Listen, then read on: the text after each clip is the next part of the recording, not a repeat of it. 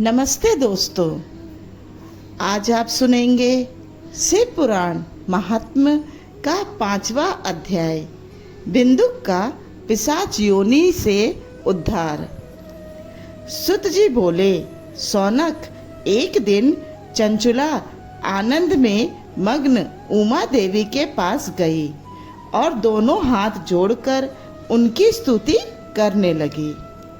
चंचुला बोली, हे गिरिराज नंदिनी स्कंद माता उमा, आप सभी मनुष्यों एवं देवताओं द्वारा पूज्य तथा समस्त सुखों को देने वाली हैं। आप शंभु प्रिया हैं। आप ही सगुणा और निर्गुणा हैं। हे सच्चिदानंद स्वरूपिणी, आप ही प्रकृति की पोषक हैं। हे माता, आप ही संसार की सृष्टि, पालन और संहार करने वाली हैं। आप ही ब्रह्मा, विष्णु और महेश को उत्तम प्रतिष्ठा देने वाली परम शक्ति हैं। सुत जी कहते हैं, सौनक, सद्गति प्राप्त चंचुला इस प्रकार देवी की स्तुति कर शांत हो गई। उसकी आंखों में प्रेम के आंसू उमड़ आए। तब शंकर प्रिया भक्त वत्सला उमा देवी ने बड़े प्रेम से चंचुला को चुप कराते हुए कहा, सखी चंचुला, मैं तुम्हारी स्तुति से प्रसन्न हूँ। बोलो, क्या वर मांगती हो? चंचुला बोली, हे गिरिराज कुमारी, मेरे पति बिंदुक इस समय कहाँ हैं? उनकी कैसी गति हुई है? मुझे बताइए और कुछ ऐसा उपाय कीजिए ताकि हम फिर से मिल सकें। हे महादेवी, मेरे पति एक शूद्र जाति वैश्या के प्रति आसक्त थे और पाप में ही डूबे रहते थे। गिरिजा बोली, बेटी, तुम्हारा पति बिंदुक बड़ा पापी था। उसका अंत बड़ा भयानक हुआ। वैश्या का उपभोग करने के कारण वह मूर्ख नरक में अनेक वर्षों अनेक प्रकार के दुख भोग कर अब शेष पाप को भोगने के लिए विंध्य पर्वत पर पिशाच की योनि में रह रहा है। वह दुष्ट वहीं वायु पीकर रहता है और सब प्रकार के कष्ट सहता है। सुत जी कहते हैं, सौनक, गौरी देवी की यह बात सुनकर चंचुला अत्यंत दुखी हो गई। फिर मन को किसी तरह स्थिर करती हुई दुखी हृदय से माँ गौरी से उसने एक बार फिर पूछा, हे महादेवी, मुझ पर कृपा कीजिए और मेरे पापी पति का अब उद्धार कर दीजिए।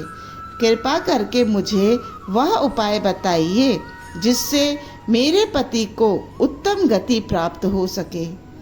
गौरी देवी ने कहा, यदि तुम्हारा पति बिंदुक शिव पुराण की पुण्यमयी उत्तम कथा सुने तो वह इस दुर्गति को पार करके उत्तम गति का भागी हो सकता है।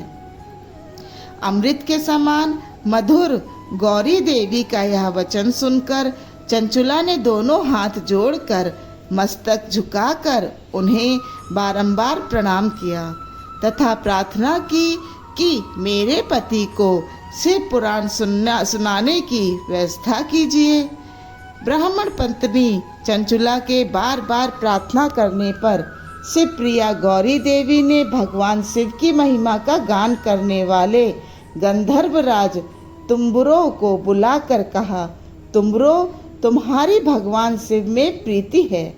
तुम मेरे मन की सभी बातें जानकर मेरे कार्य को सिद्ध करते हो। तुम मेरी इस सखी के साथ विंध्य पर जाओ। वहाँ एक महाघोर और भयंकर पिशाच रहता है।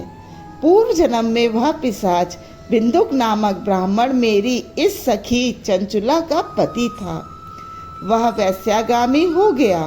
उसने स्नान, संध्या आदि नित्य कर्म छोड़ दिए। क्रोध के कारण उसकी बुद्धि भ्रष्ट हो गई।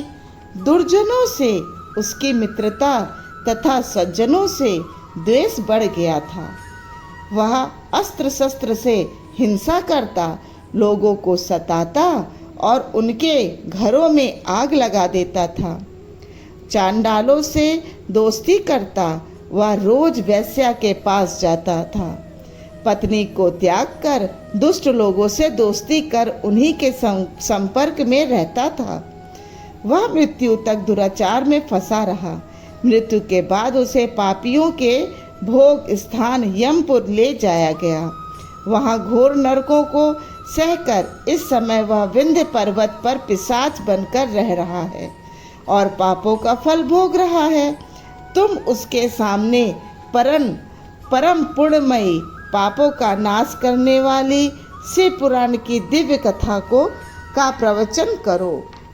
इस कथा को सुनने से उसका हृदय सभी पापों से मुक्त होकर शुद्ध हो जाएगा और वह प्रेत योनि से मुक्त हो जाएगा। दुर्गति से मुक्त होने पर उस बिंदुक नामक पिशाच को विमान पर बिठाकर तुम भगवान शिव के पास ले आना। सुत जी कहते हैं, सौनक, माँ उमा का आदेश पाकर गंधर्वराज तुमरो प्रसन्नता पूर्वक अपने भाग्य की सराहना करते हुए चंचला को साथ लेकर विमान से पिशाच के निवास स्थान विंध्य पर्वत गया।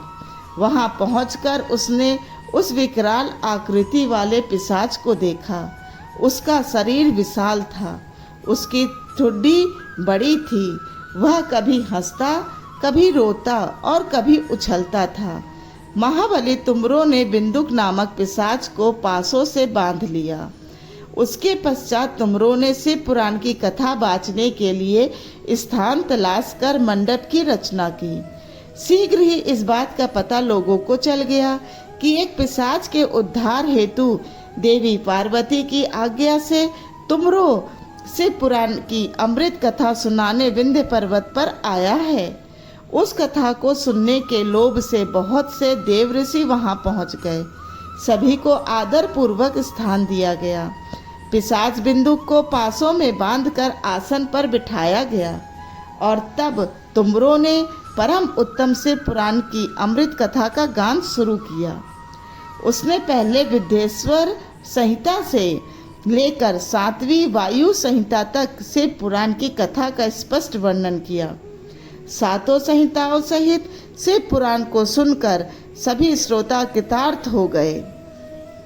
परम पुण्यमय शिव पुराण को सुनकर पिशाच सभी पापों से मुक्त हो गया और उसने पिशाच शरीर का त्याग कर दिया। शीघ्र ही उसका रूप दिव्य हो गया। उसका शरीर गौर वर्ण का हो गया। शरीर का श्वेत वस्त्र एवं पुरुषों के आभूषण आ गए। इस प्रकार दिव्य देहधारी होकर बिंदुक अपनी पत्नी चंचला के साथ स्वयं भी भगवान शिव का गुणगान करने लगा। उसे इस दिव्य रूप में देखकर सभी को बहुत आश्चर्य हुआ। उसका मन परम आनंद से परिपूर्ण हो गया। सभी भगवान महेश्वर के अद्भुत चरित्र को सुनकर कृतार्थ हो उनका यशोगान करते हुए अपने अपने धाम को चले गए। बिंदुक अपनी पत्नी चंचला के साथ विमान में बैठकर शिवपुरी की ओर चल दिया। महेश्वर के गुणों का गान करता हुआ बिंदुक अपनी पत्नी चंचला व तुमरो के साथ शीघ्र ही शिवधाम पहुंच गया। भगवान शिव ने देवी पार्वती ने उसे अपना पार्षद बना लिया। दोनों पति पत्नी सुखपूर्वक भगवान महेश्वर एवं देवी गौरी के श्री चरणों में अविचल निवास पाकर धन्य हो गए। धन्यवाद।